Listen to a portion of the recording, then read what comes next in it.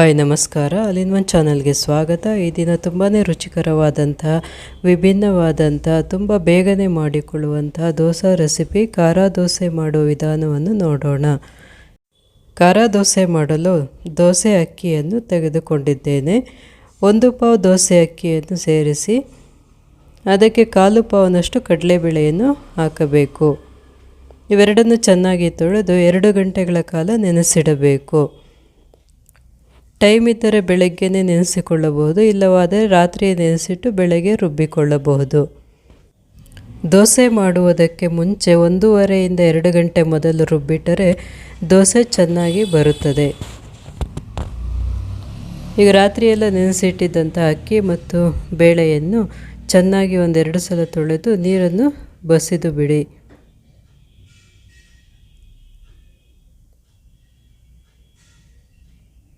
ಇದನ್ನು 2 ಗಂಟೆ ನೆನೆಸಿದರೂ ಸಾಕಾಗುತ್ತೆ. ಬೆಳಗ್ಗೆ ಟೈಮ್ ಇದ್ದರೆ ಬೆಳಗ್ಗೆ 2 ಅವರ್ ನೆನೆಸಿಡಬೇಕು. ಈಗ ಮಿಕ್ಸಿ ಜಾರಿಗೆ 1.5 ಇಂಚಿನಷ್ಟು ಶುಂಠಿಯನ್ನು ಸೇರಿಸುತ್ತಿದ್ದೇನೆ. 7 ಹಸಿಮೆಣಸಿನಕಾಯಿ, 1 ಸಣ್ಣ ಚಿಪ್ಪಿನಷ್ಟು ತೆಂಗಿನಕಾಯಿಯನ್ನು ಸೇರಿಸಿಕೊಳ್ಳುತ್ತಿದ್ದೇನೆ. ಇದನ್ನು ತರಿತರಿಯಾಗಿ ರುಬ್ಬಿಕೊಂಡು ನಂತರ ನೆಂದಿರುವ ಅಕ್ಕಿ ಮತ್ತು ಬೇಳೆಯನ್ನು ಸೇರಿಸಿ ನುಣ್ಣಗೆ ರುಬ್ಬಿಕೊಳ್ಳಬೇಕು.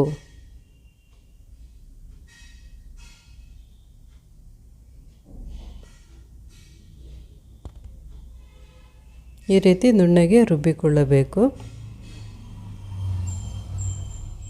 ಇದನ್ನು ಬಟ್ಟಲಿನಲ್ಲಿ ಹಾಕಿ ಮಿಕ್ಕಿದ್ದ ಬೇಳೆ ಮತ್ತು ಅಕ್ಕಿಯನ್ನು ಸಹ ರುಬ್ಬಿಕೊಳ್ಳೋಣ.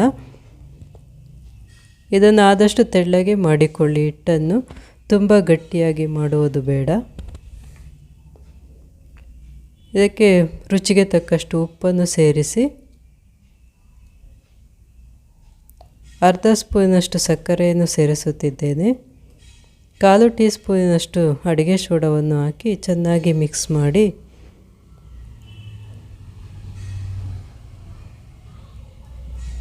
ಇದಕ್ಕೆ ಒಗ್ಗರಣೆಯನ್ನು ಮಾಡಿಕೊಳ್ಳಬೇಕು.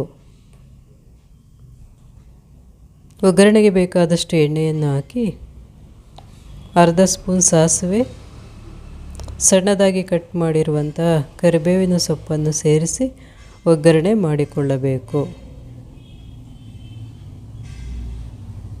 ಇದನ್ನು ದೋಸೆ ಹಿಟ್ಟಿಗೆ ಹಾಕಿ ಸ್ವಲ್ಪ ಕೊತ್ತಂಬರಿ ಸೊಪ್ಪನ್ನು ಸೇರಿಸಿಕೊಳ್ಳಿ.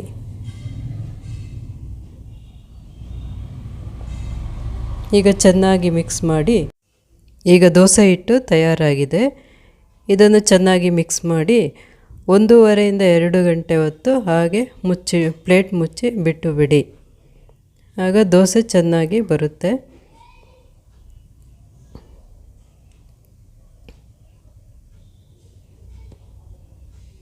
ರುಬ್ಬಿದ ನಂತರ 1 ಅವರ್ ಆದರೂ ಬಿಡಬೇಕು.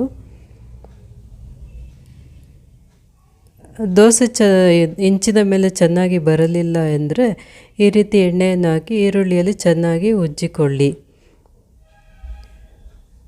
ಆಗ ದೋಸೆ ಚೆನ್ನಾಗಿ ಎದ್ದೇಳುತ್ತೆ. ಈ ರೀತಿ ನೀರನ್ನು ಚಿಮುಕಿಸುವುದರಿಂದ ದೋಸೆ ಒಂದು ಹದವಾಗಿ ಬೇಯುತ್ತೆ. ಈ ರೀತಿ ದೋಸೆ ಹಿಟ್ಟು ತೆಳ್ಳಗೆ ಮಾಡಿಕೊಂಡು ತೆಳ್ಳಗೆ ಹಾಕಿಕೊಳ್ಳಬೇಕು. ಸ್ವಲ್ಪ ಎಣ್ಣೆಯನ್ನು ಹಾಕಿ ಚೆನ್ನಾಗಿ 2 ಕಡೆಯೂ ಚೆನ್ನಾಗಿ ಬೇಯಿಸಿಕೊಳ್ಳಬೇಕು.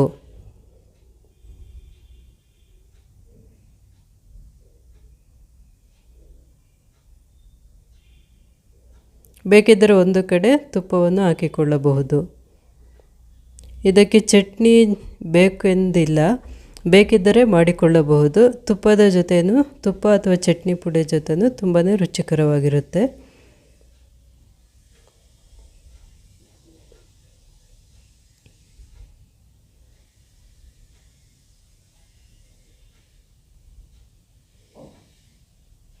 ಇದನ್ನು ತೆಳ್ಳಗೆ ಮಾಡಿಕೊಂಡರೆ ಚೆನ್ನಾಗಿರುತ್ತೆ. ತುಂಬಾ ಮೃದುವಾಗಿ ಬರುತ್ತೆ.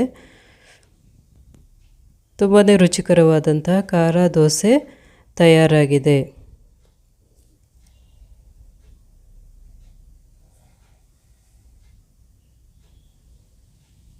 ನಿಮಗೆ ಈ ವಿಡಿಯೋ ಇಷ್ಟವಾದಲ್ಲಿ ಲೈಕ್ ಮಾಡಿ, ಕಮೆಂಟ್ ಮಾಡಿ, ಶೇರ್ ಮಾಡಿ, ಸಬ್ಸ್ಕ್ರೈಬ್ ಮಾಡಿ.